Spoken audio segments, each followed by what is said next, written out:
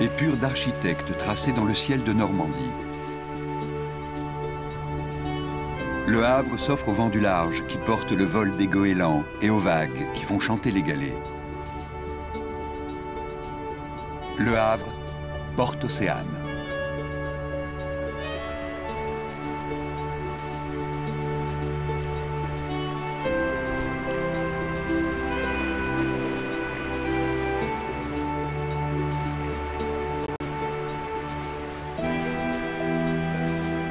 Cela fait des siècles que des bateaux dépassant les jetées sortent du port et la proue tendue vers l'horizon partent à l'assaut du monde. Le Havre est une ville portuaire qui a été fondée au début du XVIe siècle, en 1517 exactement, par François Ier. Et c'est une ville que le roi de France veut à sur l'estuaire de la Seine, à l'embouchure de la Seine, pour ouvrir la France, ouvrir le royaume de France sur le Nouveau Monde, puisqu'on est à l'époque des grandes découvertes. Et donc le Havre doit être cette porte Océane ouverte sur le monde, et d'abord ouverte sur l'Amérique, qui a été découverte quelque temps auparavant. Sans rivaliser avec Rotterdam, Anvers ou Hambourg, le Havre demeure un port de premier plan.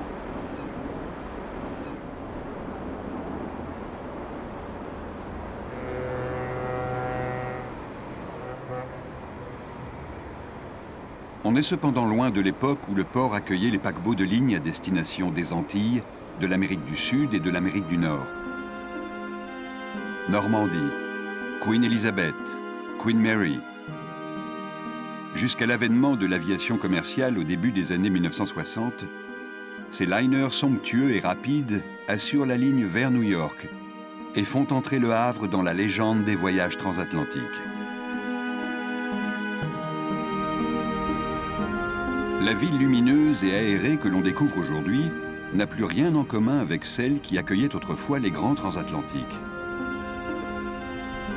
Position stratégique, occupée par les Allemands durant la Seconde Guerre mondiale, la ville est bombardée au mois de juin 1944. Sous ce déluge de feu et d'acier, 10 000 immeubles sont détruits, 10 000 autres endommagés. Le Havre hérite alors du titre peu enviable de ville la plus détruite de France. Alors vous savez qu'il y a beaucoup de villes après la guerre qui ont été totalement bombardées et reconstruites. Saint-Malo, Cologne en Allemagne, Varsovie évidemment.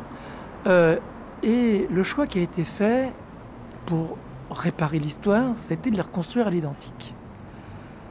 Et De Gaulle a fait le choix inverse à propos du Havre, en disant on va ouvrir une nouvelle ère. Et il a appelé Auguste Perret, qui était l'architecte le plus prestigieux de cette période de sortir de la guerre. Il a accepté la commande de dessiner une ville nouvelle jusqu'à l'architecture de chacun des bâtiments. Et Perret a été le premier architecte au monde à avoir construit des immeubles d'habitation en utilisant le béton armé. En mariant la texture du béton, coloré et anobli de gravier et de minéraux, au vocabulaire ornemental de l'architecture classique, faite de colonnes, de chapiteaux et de portiques, l'œuvre d'Auguste Perret, longtemps décriée, entre dans l'histoire. En 2005, la ville est inscrite au patrimoine mondial de l'humanité. Ils avaient une pléthore de sites historiques, 17e, 18e siècle, et qu'ils attendaient des pays nantis comme la France, ou des pays modernes comme les États-Unis, de fournir des exemples dignes d'architecture ou de composition urbaine du XXe siècle.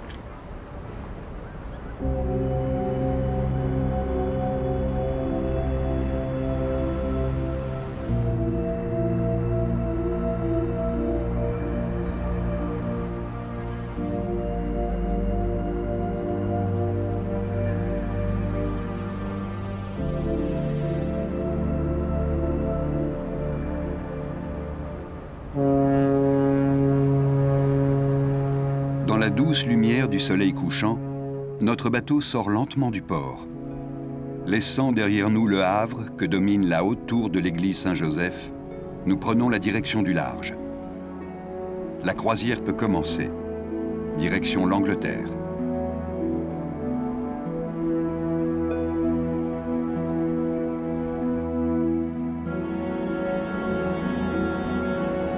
cours de la nuit, nous avons traversé la Manche.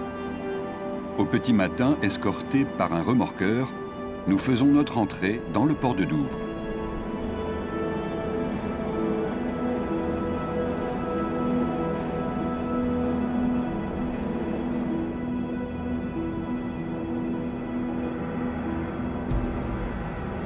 « 35 km. C'est la distance qui sépare les falaises de Douvres des côtes françaises.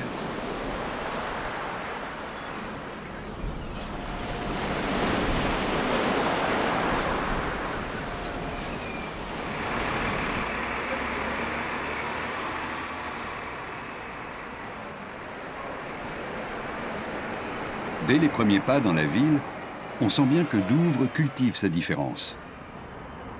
Un exotisme très british, pour affirmer sans doute qu'en dépit du tunnel sous la Manche, l'Angleterre est toujours une île.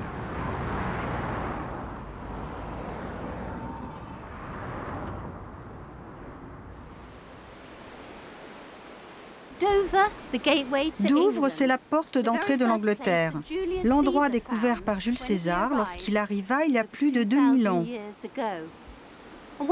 Une des premières décisions des Romains fut d'établir un port abrité, ici à Douvres.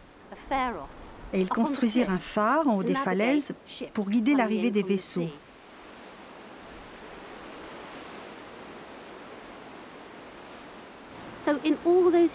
Au cours de cette longue période, 2000 ans d'histoire, des Romains jusqu'à la Deuxième Guerre mondiale, en passant par les Normands, Douvres a été à l'avant-garde de la défense de la nation.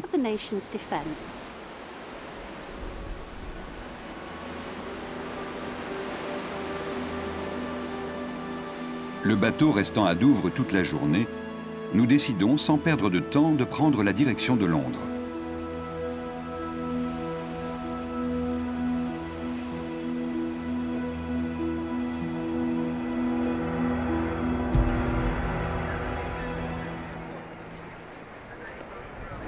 Si Big Ben et le palais de Westminster constituent le point de départ de toute visite de Londres, c'est la relève de la garde au palais de Buckingham qui attire chaque jour le plus grand nombre de visiteurs.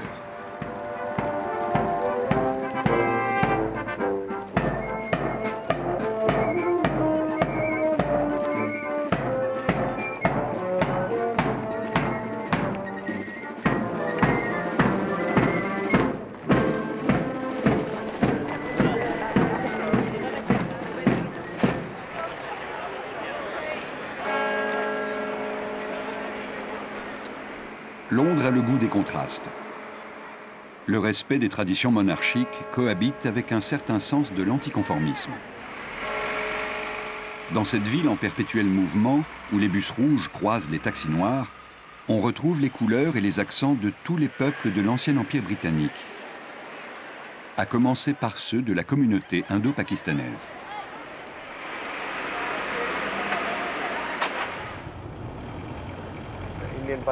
La communauté indo-pakistanaise est composée d'hommes d'affaires plutôt prospères.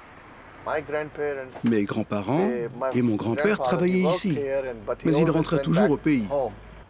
Moi, je suis venu et je suis resté. Londres est une ville tellement belle. Je ne peux pas m'en passer plus d'une semaine. Quand je pars en vacances quelque part, mes nids de poules finissent toujours par me manquer. Cette agréable promenade sur la Tamise nous offre l'occasion de découvrir le cœur historique de la ville.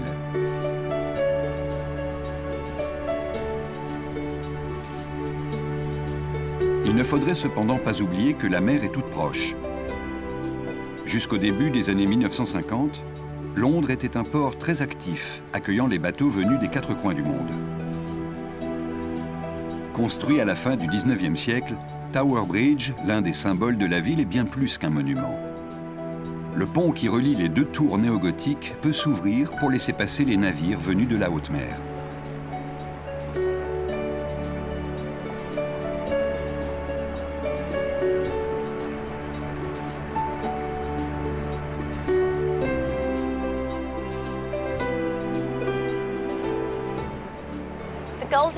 L'âge d'or du fleuve à Londres a duré une assez longue période. Au XVIe siècle, les bateaux formaient une file au milieu du fleuve, côte à côte, et de plus petites embarcations s'empressaient d'aller décharger leurs produits et les emmenaient sur la rive.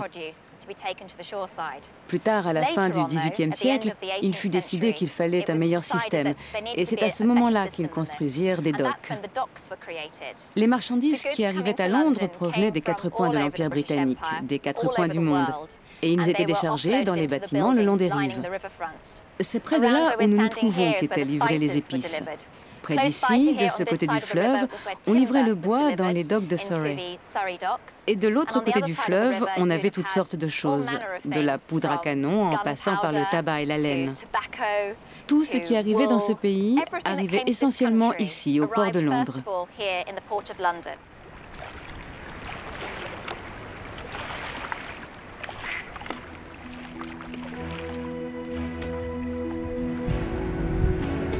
Longeant les anciens docks du port de Londres, nous reprenons la direction de Douvres pour rejoindre notre bateau.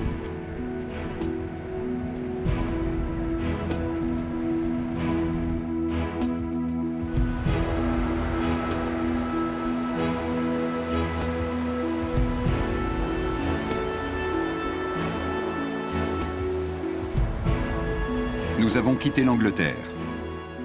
Mettant le cap au nord-est, nous nous dirigeons vers les Pays-Bas et Amsterdam, notre prochaine escale.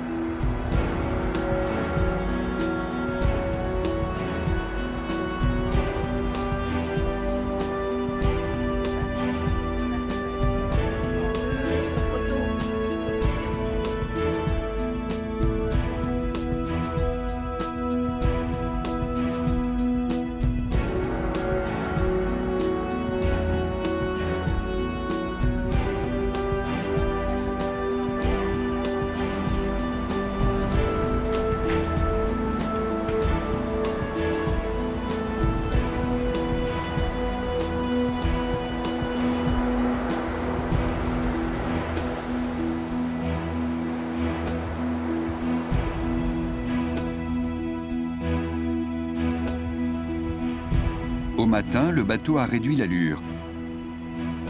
Quittant la mer, nous nous engageons lentement à l'intérieur des terres en suivant le canal qui relie la mer du Nord à Amsterdam.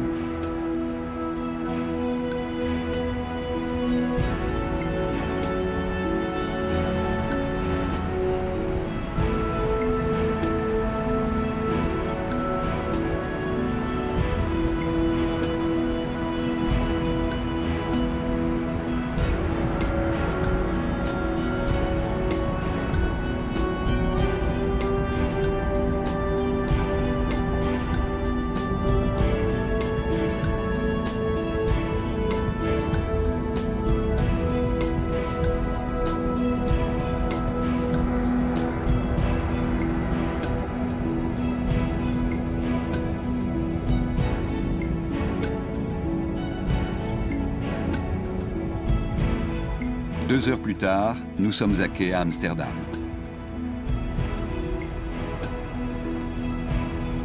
Ville d'art prestigieuse, puissance commerciale et maritime dominatrice. Amsterdam, à la différence de Venise, à laquelle on la compare souvent à cause de ses canaux, a cultivé au fil des siècles un certain art de la simplicité.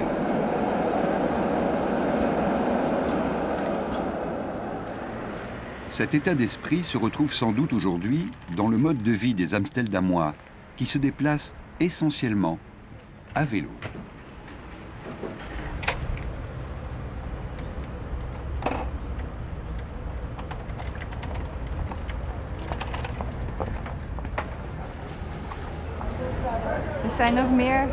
À Amsterdam, tout est fait pour faciliter la vie des cyclistes.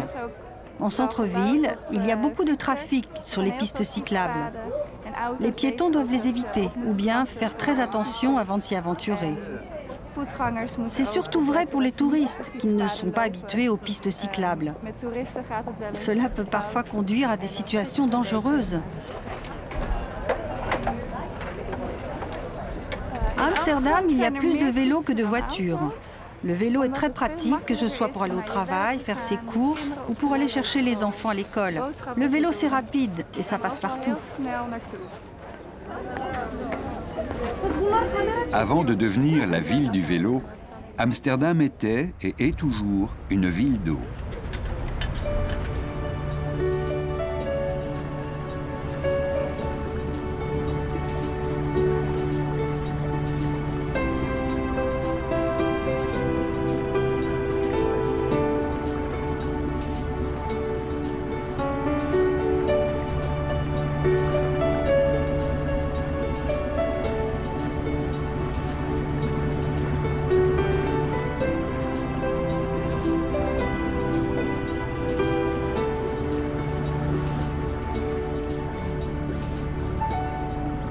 In zekere zin spelen de gevaren eigenlijk een minder grote rol bij de aanleg. Ce ne sont pas uniquement les menaces extérieures qui ont poussé la ville à construire des canaux.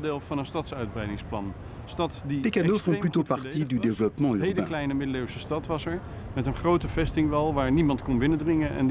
En effet, au Moyen Âge déjà, la ville était très bien protégée par un énorme barrage du côté de la mer. Personne ne pouvait y passer.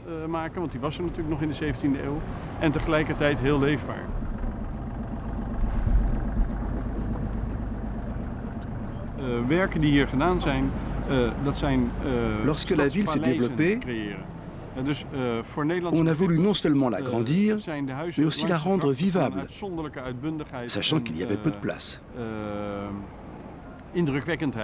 Les canaux répondaient donc à ces deux critères.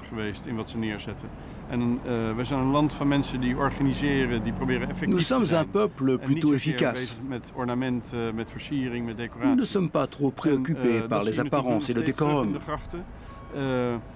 En vérité, ce sont les canaux qui constituent, plus que dans aucune autre ville de Hollande, le véritable décor d'Amsterdam. Les maisons patriciennes sont décorées d'ornements de pierre qui ressemblent parfois à des perruques. D'une certaine façon, c'est le côté exubérant de la ville.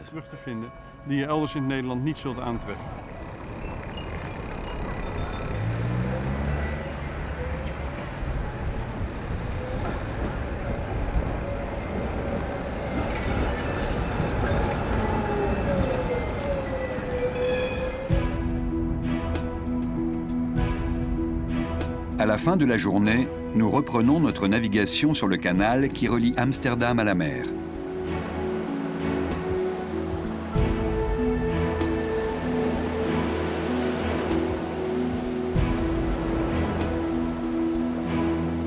Prochaine escale, Hambourg.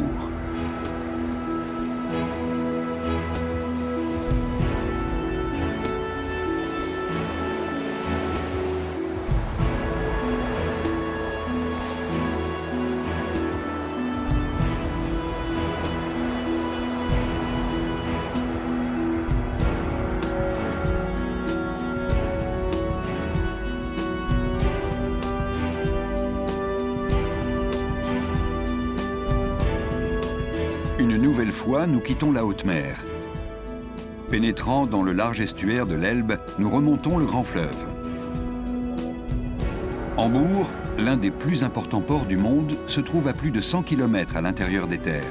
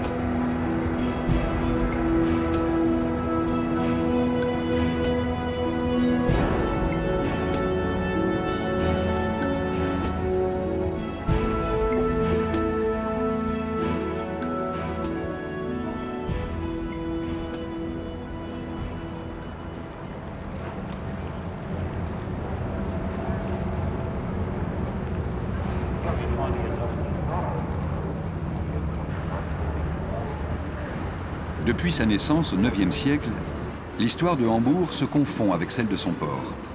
Sans conteste, le plus bel ouvrage de la ville.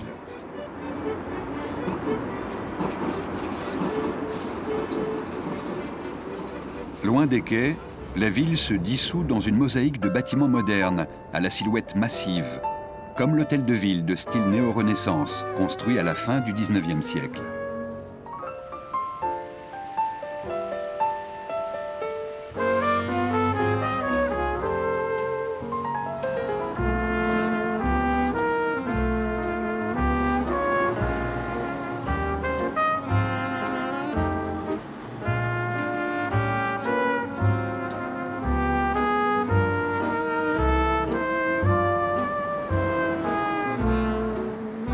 Le seul trésor architectural de la ville, c'est ce bâtiment de briques de 10 étages construit par un armateur ayant fait fortune dans le salpêtre du Chili, d'où son nom de Chile House, maison du Chili.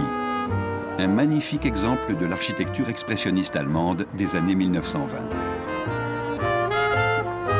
À Hambourg, tous les chemins mènent au port, dont l'histoire est marquée par son adhésion à la Ligue hanséatique en 1321. La Hanse était au début un groupement de quelques commerçants établis dans les villes du nord de l'Allemagne. Plus tard, elle est devenue un groupement de villes. Plus d'une centaine de villes en faisaient partie. 80 étaient directement impliquées, même si aucun contrat n'a jamais été formellement signé entre elles. La Hanse avait de nombreux partenaires. Elle était l'une des plus importantes unions économiques du Moyen-Âge pour le nord de l'Europe, mais aussi pour le sud.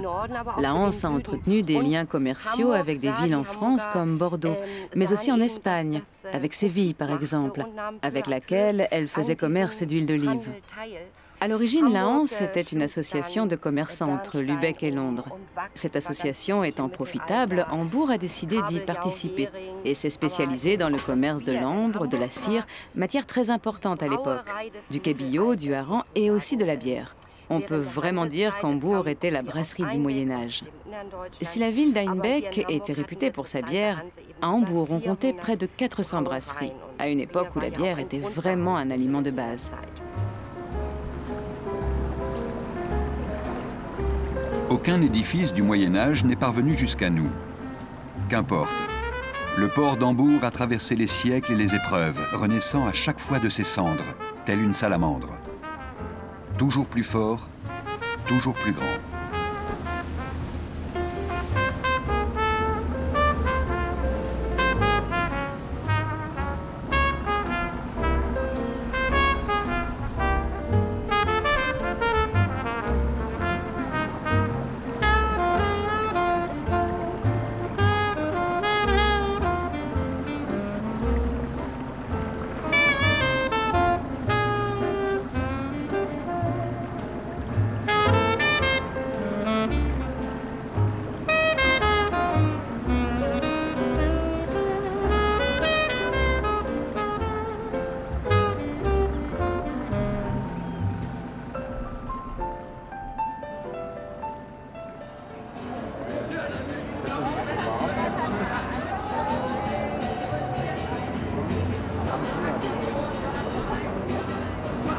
La nuit tombe sur la ville. C'est l'heure où Hambourg fait son cinéma. Cargos rouillés, marins tatoués et bagarreurs, prostituées au grand cœur arpentant les trottoirs mouillés par la pluie, les mythes ont la vie dure. Cette époque-là est bien finie, mais tant qu'il y aura des touristes pour y croire.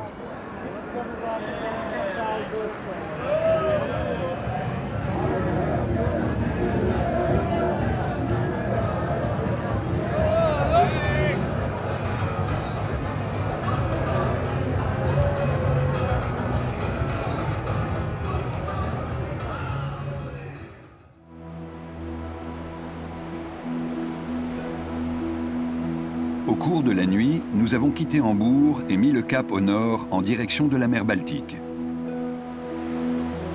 Une journée en mer au cours de laquelle, comme chaque passager, nous allons vivre au rythme de la croisière.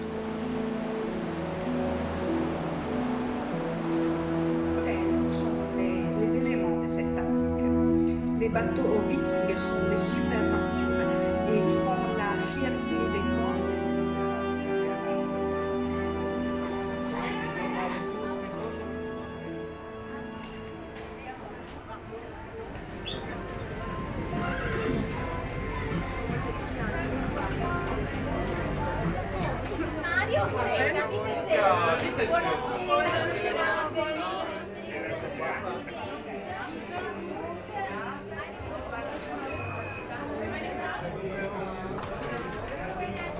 Ladies and gentlemen, good evening. On behalf of Costa officers and crew, I have the honor and the pleasure to welcome you. I thank you for choosing Costa for your vacation at sea. Faremo un brindisi tutti insieme, alle Susanne, todos juntos, tous ensemble, su con i vostri cannicini, Italian style. Cheers! Sumol, Prost, Capai, Sante, Prost, Salute, cheers! Na zdrowia, salute, sauci!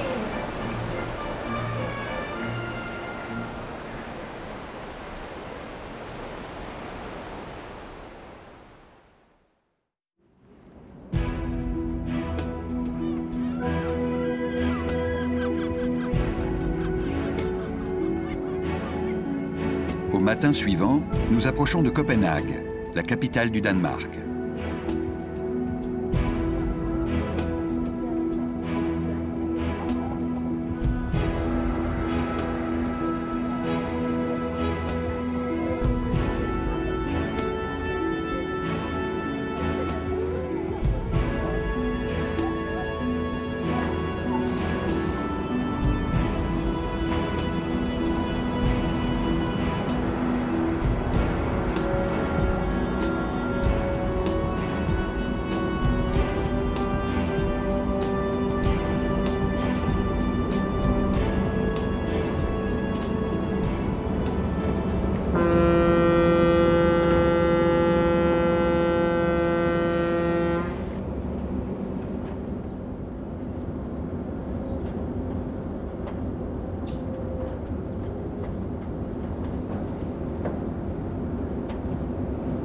La puissance des symboles n'est pas affaire de dimension.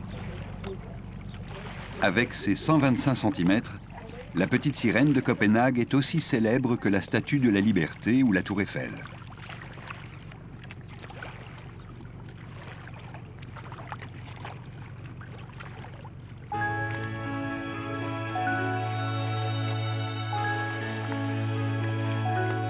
Les quais de Nyön constituent l'un des endroits les plus animés de la ville. Restaurants et cafés occupent les demeures aux façades colorées devant lesquelles sont amarrés de vieux gréements. C'est à la fin du XVIIe siècle, afin de permettre l'accès des navires à la place royale toute proche, que l'on creuse le bassin de Nyön. Des entrepôts, des habitations pour les commerçants et bientôt des auberges pour marins donnent au quai le visage que l'on découvre encore aujourd'hui. Toute l'histoire de Copenhague, dont le nom signifie « port de marchands », est marquée depuis sa fondation en 1167 par le commerce maritime.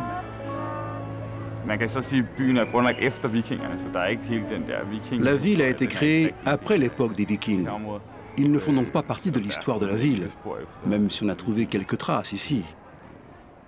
Ils ont peut-être fait du commerce ou accosté sur la plage. Plus tard, la ville se développe et devient le plus important port du pays. Quand on commence à développer les colonies, comme par exemple Gede l'a fait aux Indes orientales, ça influence naturellement le développement de la ville. Il y a plein de docks et de jolis bâtiments qui doivent leur existence à la richesse générée par le commerce avec les Indes occidentales et les Indes orientales, mais aussi au trafic d'esclaves dans lequel les Danois étaient impliqués.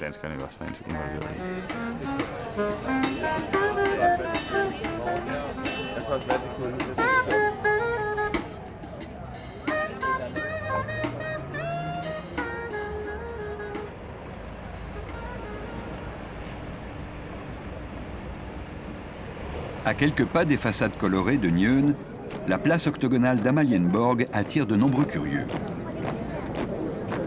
La relève de la garde s'y déroule chaque jour à midi, lorsque la reine réside au palais.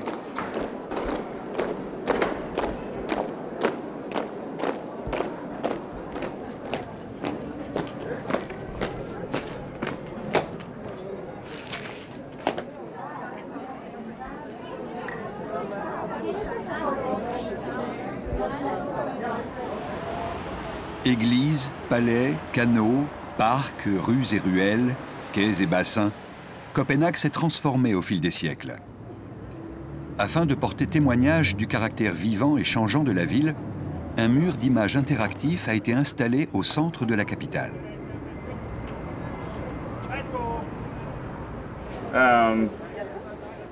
Le mur est une installation qui donne accès aux images de Copenhague.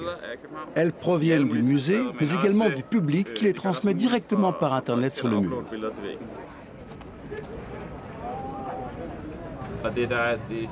Ce qui est intéressant, c'est que parmi ces 10 000 images, 2 000 proviennent des habitants. Elles ne concernent pas seulement la ville d'aujourd'hui, mais également témoignent de la ville d'hier.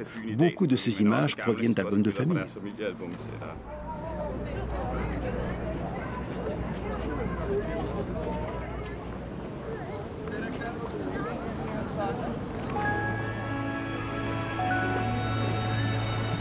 Avant de reprendre le cours de notre voyage, une dernière promenade en bateau nous permet de découvrir d'autres quartiers de cette ville qui semblent flotter à la surface des eaux.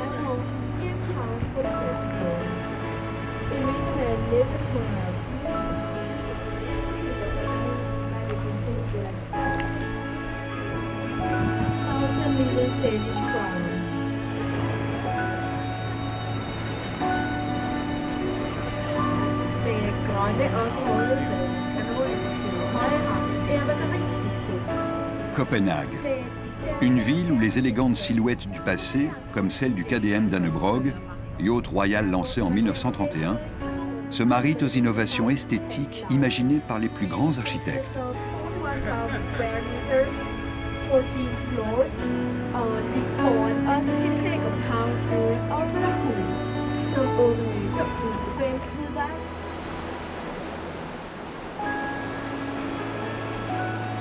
Sous un ciel magnifique, déchiré par l'affrontement des forces de la lumière et de l'obscurité, nous reprenons la mer en direction du nord et de la Norvège.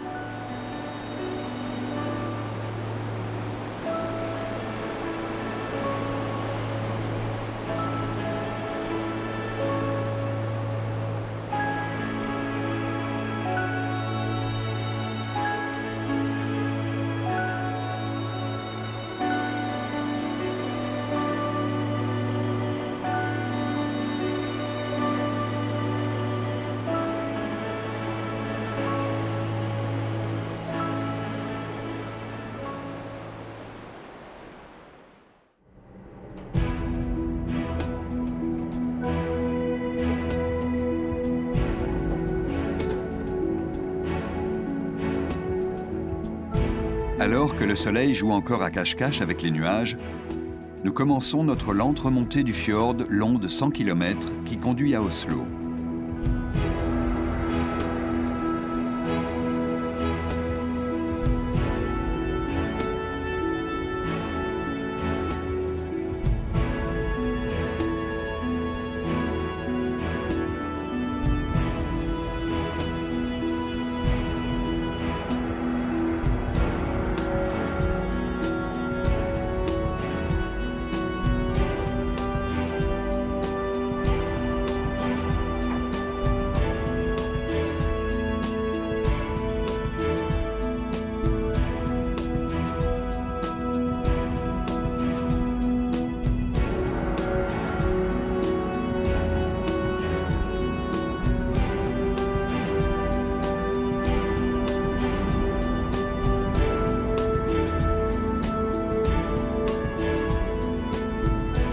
C'est en 1048 que le viking Harald Sigurdsson, lassé de parcourir le monde, pénètre à l'intérieur de ce fjord et décide d'y établir la capitale de son royaume. Oslo devient ainsi la plus ancienne des capitales scandinaves.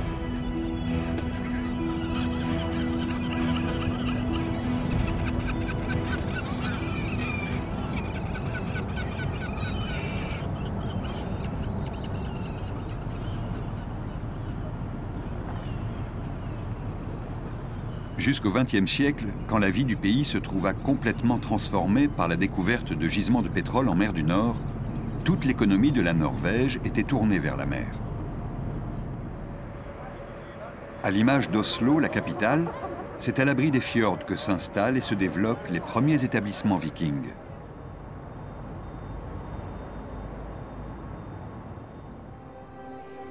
Les lignes des bateaux vikings exposés au musée d'Oslo sont si harmonieuses, si pures, si modernes, qu'on en oublierait presque qu'elles ont été dessinées il y a plus de 1000 ans.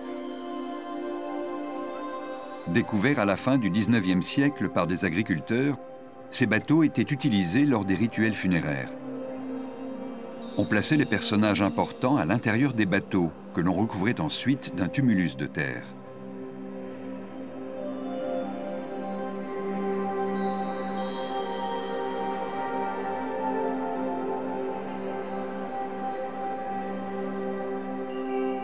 À côté d'ustensiles domestiques très simples, certains objets retrouvés dans les bateaux témoignent d'un raffinement insoupçonné et d'une inspiration mettant en scène d'étranges créatures et des animaux fantasmagoriques.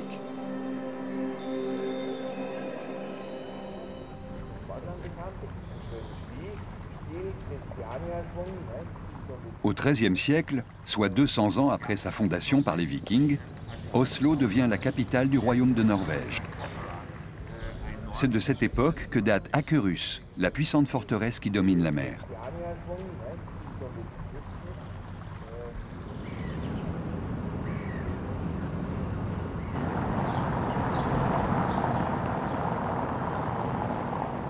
Au cours des siècles qui suivent, la Norvège subit tout à la fois le diktat commercial de la Ligue hanséatique et la domination politique danoise. Loin de Stockholm et de Copenhague, centre de l'activité politique et culturelle scandinave, Oslo se développe lentement et s'installe dans une sorte de somnolence provinciale. Il faut attendre l'indépendance de la Norvège en 1905 pour qu'Oslo, rebaptisé Christiania par les Danois, retrouve son nom d'origine et son rang de capitale. Alors que la Norvège peine à sortir de ses longs siècles de dépendance économique et politique, Oslo est en ce début de XXe siècle un foyer culturel et artistique très actif. Un artiste incarne cette renaissance culturelle, le peintre Edvard Munch, le précurseur de l'expressionnisme.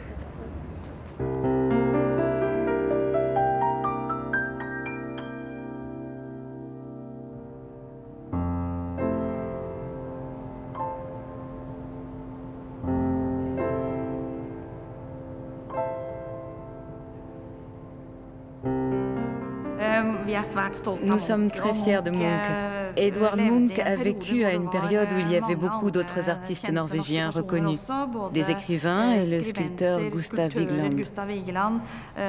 Munch a fait don de toutes ses œuvres à la commune d'Oslo. La ville a préservé soigneusement ses travaux et les expose au musée Munch d'Oslo. On projette de construire un nouveau bâtiment près du fjord d'Oslo pour abriter ce musée situé aujourd'hui dans le centre-ville. Rien n'est encore décidé, mais nous sommes très fiers de ces peintures et nous souhaitons les montrer de la plus belle façon qui soit.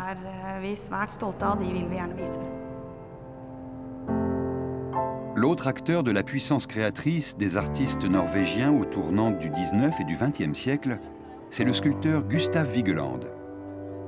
Au cœur de la nature du parc Frogner à ciel ouvert, Vigeland a mis en scène des statues monumentales. Un bloc de granit de 17 mètres de haut, sculpté d'une centaine de figures enchevêtrées, est l'une des plus célèbres d'entre elles.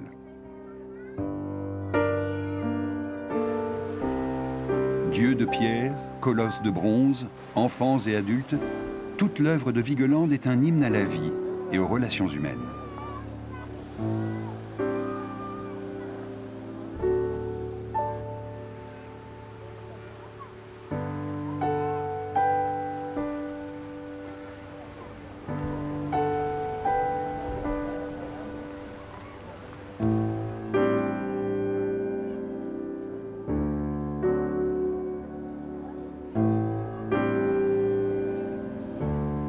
Après les trésors vikings, les chefs-d'œuvre de Munch et de Vigeland, le nouvel opéra d'Oslo, avec ses formes épurées résolument tournées vers la mer, symbolise la créativité d'un pays qui marie nature et modernité.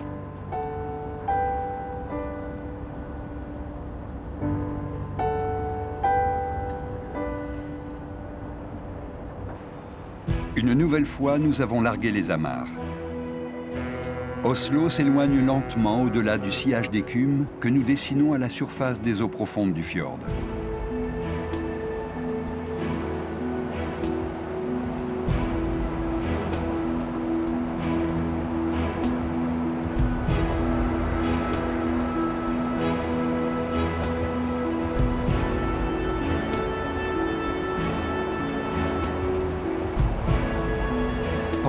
moment, nous naviguons dans les eaux paisibles du fjord. Ultime répit pour le commandant qui se prépare à retrouver le trafic de la mer du Nord.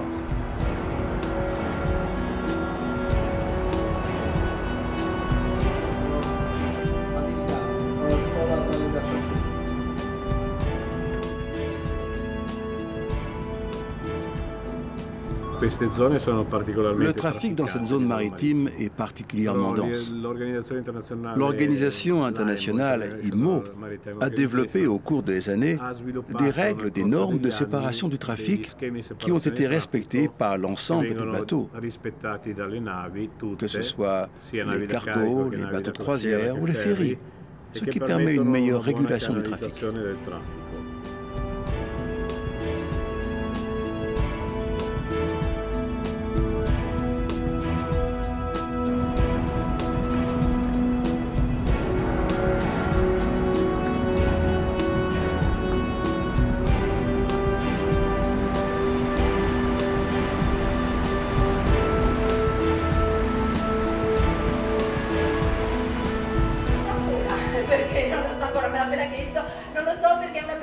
Sulle vendite, me lo dicono appena partiamo. Attenzione, ho chiacchierato fino ad ora io del Reggio Schierda, rotta costa, rotta.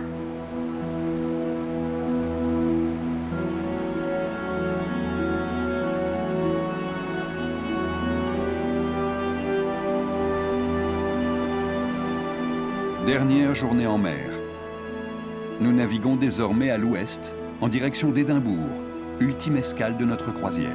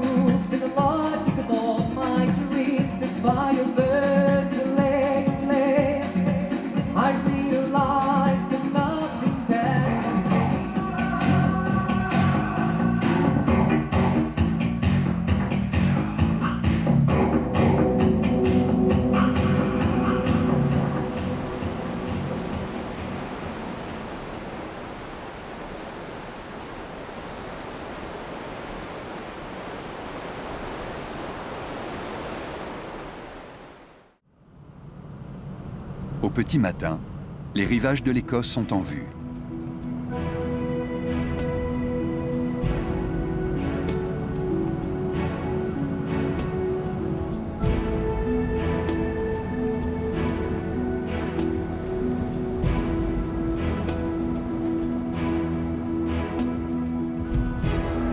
Nous progressons lentement au milieu d'un labyrinthe d'îles rocheux en direction de l'Ess, le port d'Édimbourg, la capitale écossaise.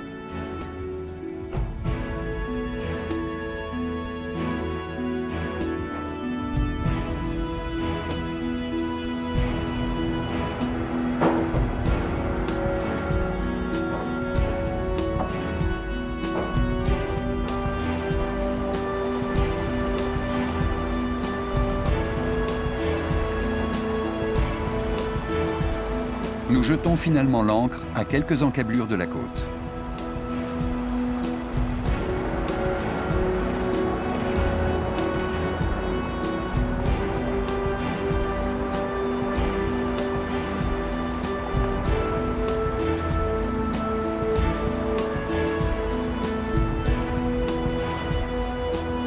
C'est à bord d'une embarcation locale, guidée par le son des cornemuses, que nous débarquons en terre écossaise.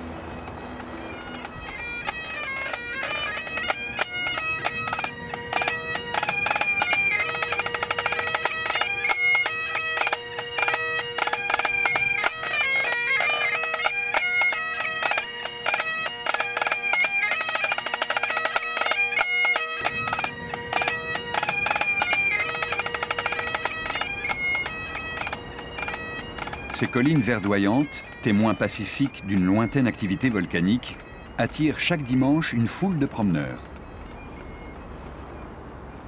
À l'origine, au 7e siècle, c'est sa position défensive sur la route côtière entre l'Angleterre et l'Écosse qui détermina le choix de la colline volcanique du Castle Rock pour construire Édimbourg.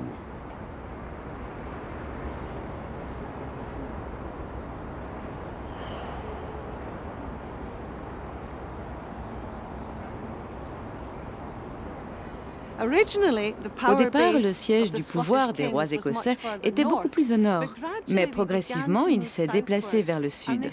Ils ont fini par s'installer à Édimbourg, où il y avait l'endroit idéal pour construire un château, une forteresse, avec un accès direct aux routes commerciales.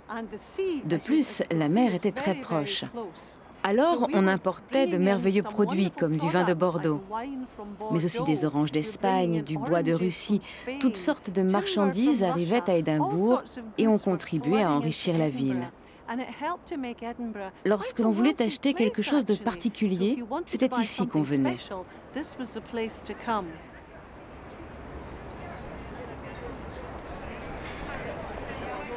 Le charme de la vieille ville d'Édimbourg, avec son dédale de rues et de ruelles s'élançant à l'assaut du château, n'abrite plus comme au Moyen-Âge une société interlope où les mendiants cohabitaient avec les plus fortunés. Elle abrite désormais des cafés, des restaurants et des boutiques de souvenirs pour touristes.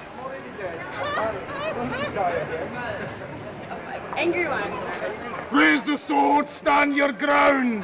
Okay, there you go. Thank you. Keep the image I gave you. Demeure royale, puis forteresse militaire, le château d'Édimbourg, qui connut sa dernière bataille avec la révolte des Jacobites de Bonnie Prince Charlie contre la couronne anglaise en 1745, est aujourd'hui le site touristique le plus visité d'Écosse.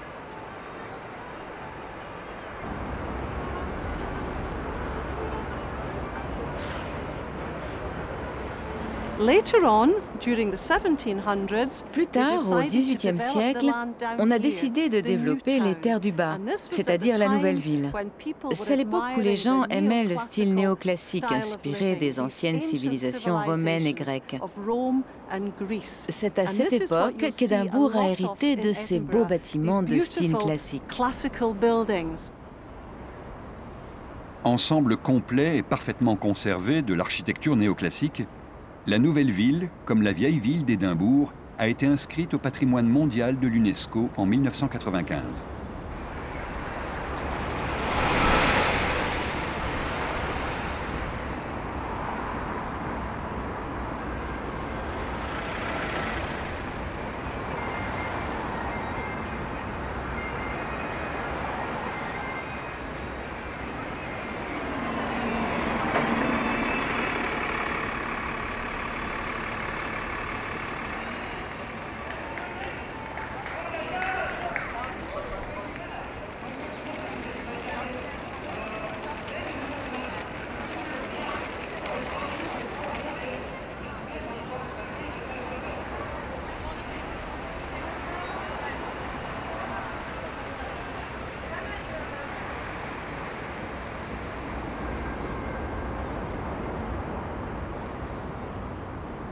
Après Le Havre, Londres, Amsterdam, Copenhague, Hambourg et Oslo, c'est à Édimbourg et en musique, comme c'est la tradition en Écosse, que s'achève ce voyage à la découverte des plus belles capitales de l'Europe du Nord.